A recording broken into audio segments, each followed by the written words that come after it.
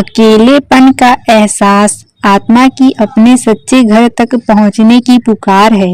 यह हमारे असली स्वरूप यानी हमारी आत्मा की पुकार है कि इसे ऐसा स्थान, ऐसा वातावरण, ऐसा माहौल मिले जहां यह सुख की सांस ले सके। कितने भी सैर सपाटे कर ले, अपने आप को व्यस्त रख ले, नए नए संबंध बना ले, समाज में मान इज्जत हासिल कर ले या खूब खरीदारी कर ले, इनमें से कोई भी चीज आत्मा की इस पुकार या तड़प को शांत नहीं कर सकती। इसका एकमात्र इलाज यही है कि हम नियमित रूप से भजन सिमरन की आदत डालकर आत्मा को वह तोहफा दे जिसे पाने के लिए यह बेचैन है। अगर हम अपने अकेलेपन, चिंताओं और तृष्णाओं से छुटकारा पाना चाहते हैं तो हमें अपने अकेलेपन के डर को दूर करना होगा। हम अपने आप से कुछ गंभीर प्रश्न पूछकर अपनी सहायता कर सकते हैं। जीवन में हमें क्या चाहते हैं? इस समय हमारी जो प्राथमिकताएं हैं उनके पीछे लगने से हमें क्या मिलेगा? क्या पाने के लिए हम इतनी कड़ी मेहनत करते हैं? क्या हम अपने आदर्शों के साथ समझौता कर रहे हैं? क्या हम अधिक धन कमाने के लिए अधिक देर तक काम करते हैं? यदि ऐसा है तो हम पाना क्या चाहते हैं? हम अपना सारा जोर उस नए संबंध बनाने में क्यों लगे हैं? हम अपना समय गपशप में और देर रात तक टेलीविजन देखते रहने में क्यों गवाते हैं? क्या इन सब का कोई फायदा है? हमें विवेकशील और यथार्थवादी होना चाहिए। हमें अपने जीवन में मार्गदर्शन के लिए सही विचारधारा और तर्क संगत होने की आवश्यकता है। व्यर्थ के कामों में लगकर अपने सारे जीवन को यूं ही गवा देना तो बहुत आसान है। हम खुद अपना सामना करने में इतना घबराते क्यों हैं? हम किस चीज से दूर भाग रहे हैं? नश्वर चीजों को हासिल करने के लिए हम जी तोड़ मेहनत करते हैं। क्या हम अपनी सारी पूंजी किसी ऐसे कारोबार में लगाएंगे जिसका असफल होना निश्चित हो? कौन अपना समय या शक्ति ऐसे कारोबार में खर्च करेगा? लेकिन हम यही सब तो कर रहे हैं। हमारे लिए यह फायदेमंद होगा कि हम इन बातों पर अच्छी तरह से सोच विचार करें। अगर हम अपने ओहदे, कार्य व्यवहार और धन संपत्ति की परवाह किए बिना संतुष्ट रहना सीख ले तो हम जीवन से बहुत कुछ प्राप्त कर सकते हैं। जीवन का उद्देश्य चिंता और परेशानी में हड़बड़ाते हुए इधर उधर भागते रहना नहीं है। पशु तक हम में से कहीं अधिक तनावमुक्त जीवन व्यतीत करते हैं। सबसे बड़ा संकट तो यह है कि जवानी से लेकर बुढ़ापे तक हम इस झूठे संसार को सत्य बनाने में लगे रहते हैं। परंतु अंत में जब भ्रम टूटता है और मौत सामने आ जाती है तो हमें एहसास होता है कि अपने जीवन में जिन कार्यों को हमने इतना महत्व दिया, जिनके पीछे सारी जिंदगी दौड़ते रहे, वे हमारे लिए कोई मायने नहीं रखते। जीवन में किसी मकसद को सामने रखना कोई गलत बात नहीं है। समस्या तब पैदा होती है जब हम अपना असली मकसद भूल जाते हैं। चूंकि हमारी आत्मा शरीर में कैद है और इसकी शक्ति का संचालन मन द्वारा होता है, इसलिए हमारे जीवन के भौतिक और आध्यात्मिक पहलू के बीच संतुलन होना बहुत जरूरी है। हमारी समस्या यह है कि हम सांसारिक भोगों को, उनसे प्राप्त होने वाले संतोष को अधिक महत्व देते हैं। नतीजा यह होता है कि हम इन्हीं के बारे में सोचते रहते हैं।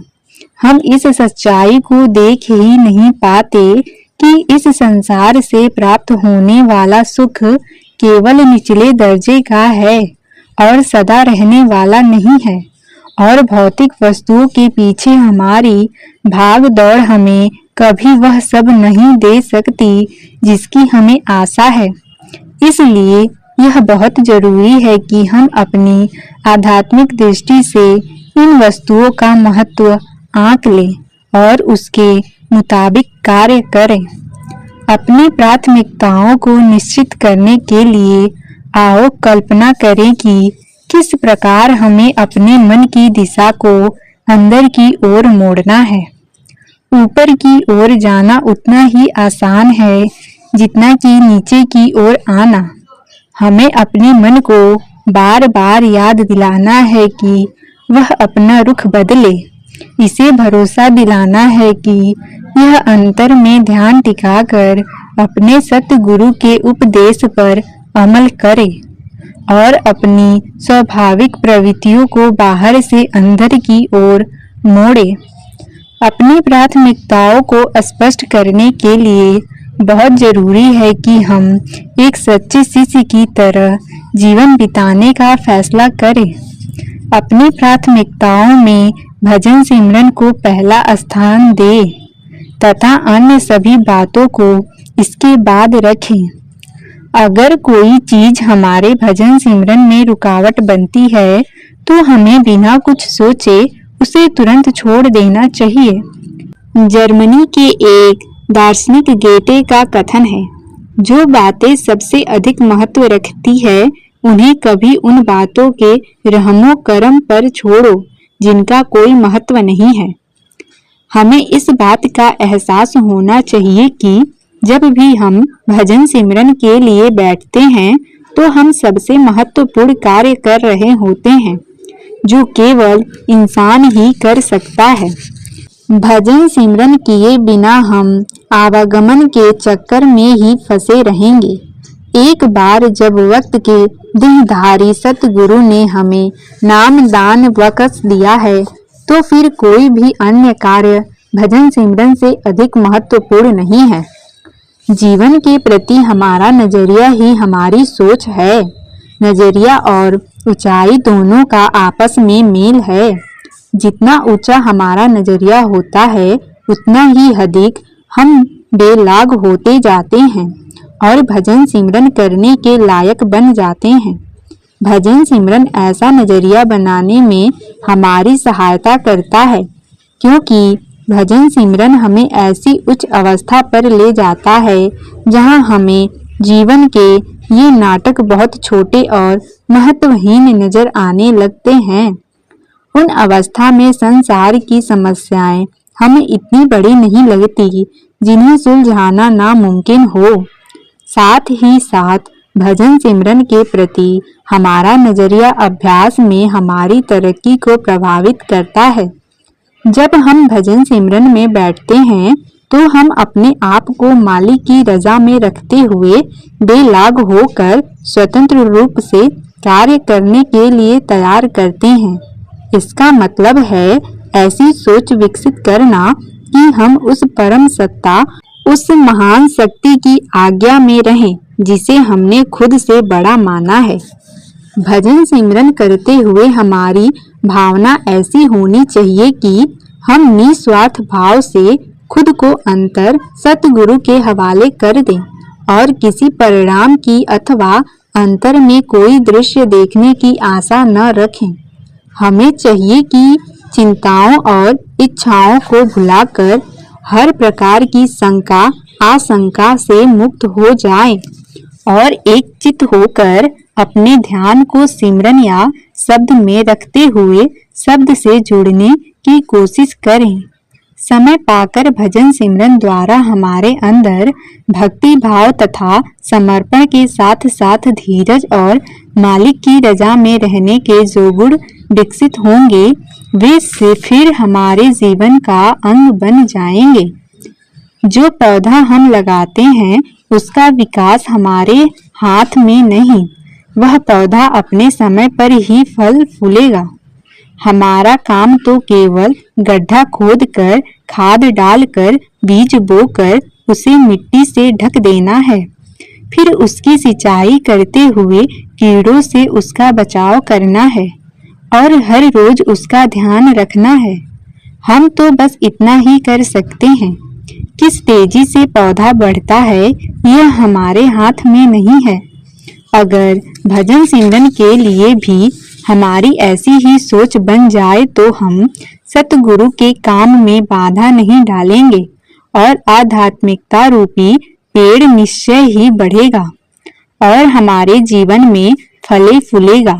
अगर पेड़ की जड़ें पूरी तरह गहरी और मजबूत होने से पहले ही हम इसके बढ़ने की गति तेज करने की कोशिश करेंगे तो काल ही दुनिया के तूफान उसे उखाड़ कर फेंक सकते हैं और नष्ट कर सकते हैं।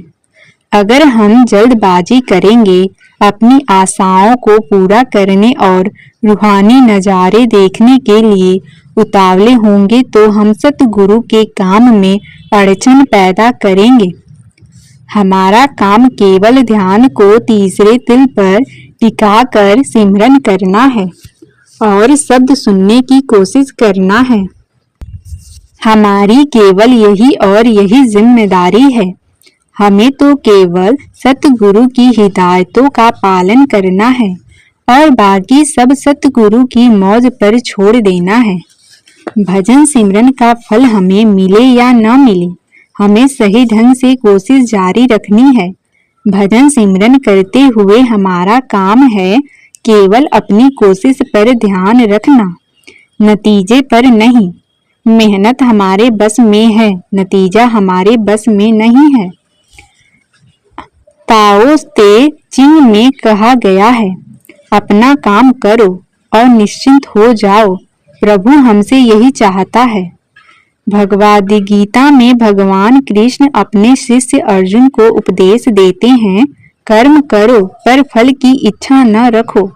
आप आगे करते हैं कि मूर्ख लोग फल पाने की इच्छा से कर्म करते हैं, जबकि बुद्धिमान व्यक्ति फल की इच्छा किए बिना प्रभु के लिए कर्म करते हैं।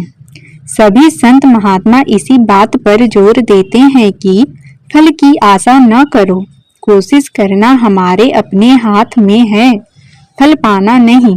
अगर नियमित रूप से शब्द अभ्यास करते हैं तो हम नतीजे के प्रति बेफिक्र रहना सीख जाएंगे। इसी प्रकार जब हमारे साथ कुछ अच्छा या बुरा घटेगा तो न हम खुश होंगे और न ही दुखी। हम पूर्ण समर्पण के साथ शब्द की धारा में बहते रहेंगे। आओ हम अपने जीवन की समस्याओं के बारे में चिंता न करें। एक देहधारी सतगुरु के शिष्य होने के नाते हमें इस बात को रोज दोहराते रहना है। जीवन में अच्छी बुरी बातें हमें इस रचना से जोड़े रखती है। जब हम चिंता और परेशानी से भरे हुए दुखी मन के साथ भजन सिमरन के लिए बैठते हैं तो हमारे लिए आंखों के पीछे तीसरे तिल पर ध्यान एकाग्र करना मुश्किल हो जाता है। जब हम अपने आप को बहुत गंभीरता से लेते हैं और यह नहीं जानते कि खुद पर हंसना किस तरह है, तो हम केवल अपने अहंकार को ही बढ़ावा देते हैं तथा जीवन को और अधिक बोझिला बना लेते हैं। इसके उल्टा अगर हम जिंदा दिली से समस्याओं का सामना करें तो हम खुश और शांत मन से भजन सिमरन कर सकेंगे और हमारे लिए तीसरे तिल पर ध्यान एकाग्र करना सहज होगा। शिष्य के लिए यह एक चुनौती है कि वह अपनी ऐसी सोच बनाए जिससे वह संसार के सभी काम काज निश्चिंत होकर बस केवल फर्ज समझकर ही करे, इसके अतिरिक्त और कुछ भी न सोचे। सकारात्मक सोच अपनाने से इस संसार से हमें आनंद मिलने लगता है। हमें प्रेरणा मिलती है कि इस संसार में सब कुछ प्रभु की इच्छा से हो रहा है और हम उसकी रचना के द्वारा उसकी भक्ति करने लगते हैं। प्रभु के प्रति अपनी अपार श्रद्धा और आभार प्रकट करते हुए इटली के संत प्रभु और उसके जीवों की महिमा करते हुए कहा है। सकारात्मक सोच हमें इस योग्य बनाती है कि हम अपने हालात स्वीकार करें और भजन सिमरन के प्रति किया अपना वादा पूरा करने के लिए फिर से प्रेरित हों। सही सोच रखने से हम हर बात में अच्छाई ढूंढते हैं और धीरे धीरे हमें यह एहसास होने लगता है कि हम भी शब्द का रूप हैं और सृष्टि की हर वस्तु, हर प्राणी शब्द का ही रूप है। परंतु सबसे जरूरी बात यह है कि भजन सिमरन करते समय हम केवल अपनी कोशिश पर ही ध्यान दें। फिर चाहे कुछ भी हो, हम डावाडोल नहीं होंगे और अपने मनुष्य जीवन में न टलने वाले संकटों का भी हम पर कोई असर नहीं होगा।